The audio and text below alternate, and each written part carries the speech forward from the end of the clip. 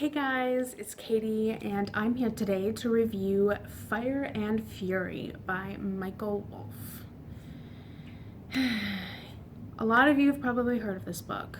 A lot of you probably know some things about this book. It's interesting, and part of the reason I picked it up was because of all of the buzz surrounding it, but another reason I picked it up was because as a law student, I felt like it was important to get all of the facts that I can to come to a conclusion on my own.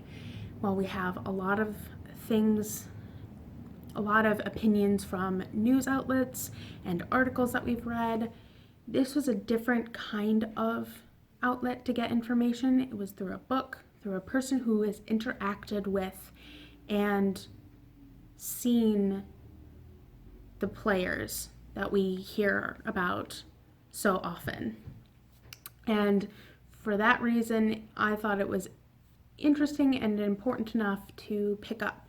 There were some really interesting parts in the book. I learned a lot about certain players and about their backgrounds, and for that reason, that was enough that I was somewhat satisfied because I learned something. It wasn't just the same thing over and over again, because even though we had a lot of that, just getting some new information, even though it might have been a different spin on it, was interesting enough. Because while he said in several interviews that he was in the White House and he got a feeling and a flavor of a lot of different things, a lot of the things that and the stories that are in the book were contested. So one person would say one thing, another person would have a different story. So it was just kind of his way of kind of combining it and making it into somewhat of a cohesive narrative. And I think he achieved that goal. But that doesn't mean that I enjoyed a large chunk of it, because a lot of it was very frustrating and very just scary, because if any of that or a large chunk of it is true, and that's really scary. I kind of have a lot of thoughts about my feelings about this book. On the one hand, as I said, it's interesting to get a different perspective and to see what someone else had to say, but on the other hand, I just didn't like his writing style, and a lot of the stories were similar, if not the same. And so I just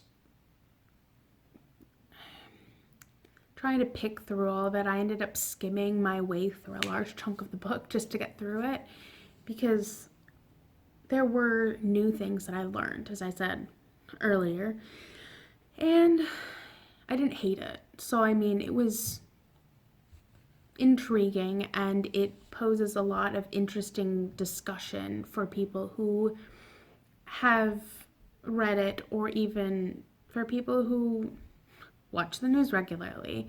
And I ended up giving it a 3 out of 5 stars.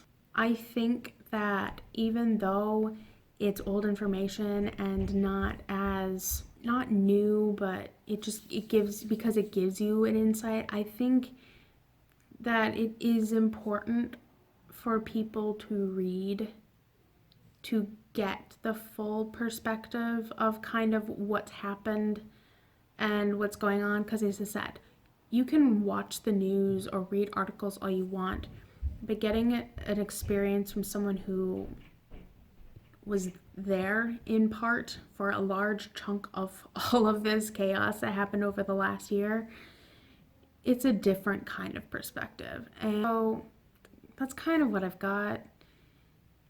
And yeah, I don't know. As I said, I have mixed feelings about this book. And I'm not upset that I read it. It's good that I did, but it felt like it was felt like I was reading that book for 500 years. It was just a process. It was a lot, and in some ways it felt like pulling teeth, because I just fight reading stuff like that, and it's terrible. It's pretty much what I've got for you today. So as per usual, feel free to like, subscribe, comment, follow me on social media. I will come back with another video for you soon. Okay, Bye.